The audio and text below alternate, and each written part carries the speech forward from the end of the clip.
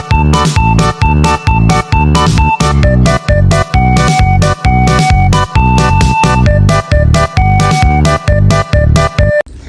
teman-teman semua, perkenalkan nama saya Zara Zaratul Alia. Di sini saya akan menceritakan Momo dan Mimi belajar jujur untuk memenuhi tugas pendidikan karakter yang diampu oleh Ibu Sari.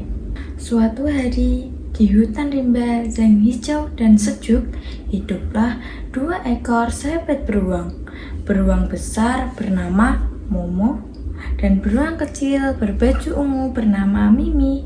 Mereka saling membantu dan juga saling tolong-menolong. Mereka juga kerap bermain bersama. Pada suatu pagi yang cerah, burung-burung berkicau dan matahari terasa hangat. Momo mengajak Mimi untuk bermain bersama di dekat pohon yang besar. Selamat pagi Mimi, hari ini cuacanya cerah sekali, ayo kita main bersama. Selamat pagi juga Momo, wah aku senang sekali, ayo kita main bersama. Mereka pun bermain lempar tangkap buah pinus, bermain petak umpet, dan berlari mengelilingi pohon. Mereka bermain dengan riang gembira. Beberapa saat kemudian, Momo berkata, "Mimi, aku mau mengambil air minum sebentar. Tolong ya, jaga keranjang buahku, nanti kita makan bersama." "Oke Momo, aku pasti akan jaga keranjang buah kamu." Momo pun pergi sebentar. Mimi duduk dan melihat keranjang buah yang berisi apel, jeruk, dan pisang. Tak lama kemudian, Mimi berdiri untuk melihat kupu-kupu yang terbang di dekat bunga. Tak sengaja, kaki Mimi menyenggol keranjang. Duk, keranjang pun terjatuh dan buah-buah terguling dan jatuh ke tanah. Mimi terkejut. Aduh, bagaimana ini? Buah Momo jatuh semua. Mimi pun merasa takut. Kalau Momo tahu, apakah dia marah? Apa sebaiknya aku diam saja? Mimi berpikir lama. Lalu teringat pesan Momo. Kalau kita berbuat salah, kita harus berkata jujur. Dengan berkata jujur, orang lain pasti akan percaya pada kita. Mimi menarik nafas panjang. Benar juga, walaupun aku tidak sengaja melakukan kesalahan, sebaiknya aku berkata jujur kepada Momo.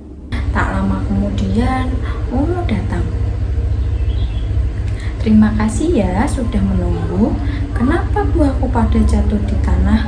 Mimi menunduk. "Maaf Momo, aku tadi melihat kupu-kupu dan tidak sengaja menyenggol keranjang buahmu. Aku tadi sempat takut untuk mengaku dan akhirnya memilih untuk jujur kepada kamu." Momo pun tersenyum.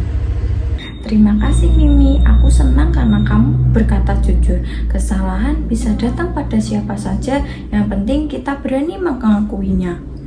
Mimi merasa lega. "Terima kasih Momo karena sudah memaafkanku. Daripada kita sedih, yuk kita ambil buah-buah bersama. Dengan bekerja sama, pekerjaan akan cepat selesai." Mereka pun mengambil buah satu persatu dan memasukkan ke keranjang. Tidak lupa juga mereka mencucinya bersama. Setelah selesai, mereka duduk di bawah pohon yang rindang dan makan buah-buahan bersama. Hari ini, aku belajar bahwa berkata jujur tidak selalu mudah. Tetapi setelah kita jujur, hati menjadi lebih lega.